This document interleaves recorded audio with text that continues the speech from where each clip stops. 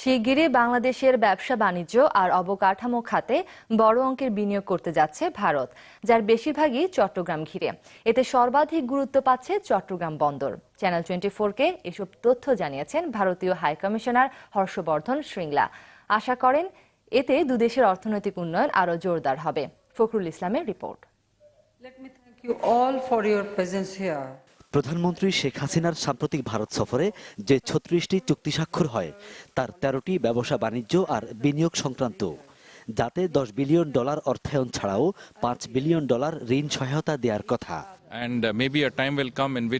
বাংলাদেশে নিযুক্ত ভারতের হাইকমিশনার হর্ষবর্ধন শ্রীংলা চ্যানেল 24-কে জানান, তাদের এই বিনিয়োগ অর্থায়নের বড় ঠিকানা হতে যাচ্ছে চট্টগ্রামের মিরসরাই বিশেষ অর্থনৈতিক এলাকা সহ কয়েকটি ক্ষেত্র।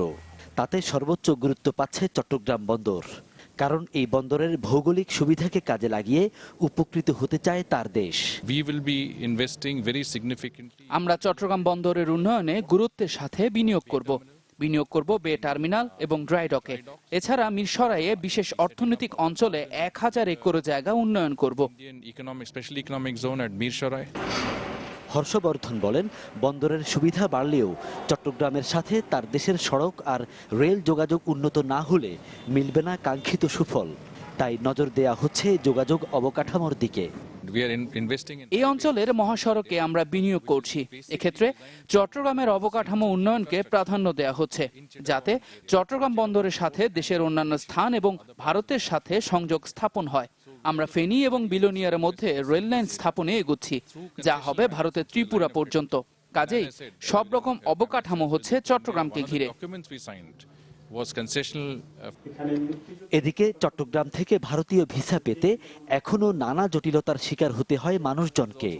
তাই এই সমস্যা সমাধানে গুরুত্ব দিয়ে কাজ চলছে বলেও জানান হাই কমিশনার। ভিসা পদ্ধতি এখন অনেক সহজ। 3 মাসের সময়সীমায় উড়োজাহাজ, রেল অথবা বাস টিকিট নিয়ে সহকারী হাইকমিশন অফিসে গেলে সাক্ষাৎকার ছাড়াই ভিসা মিলবে। আরও কিভাবে সহজ করা যায় আমরা দেখছি। ফখরুল ইসলাম, চ্যানেল 24, চট্টগ্রাম।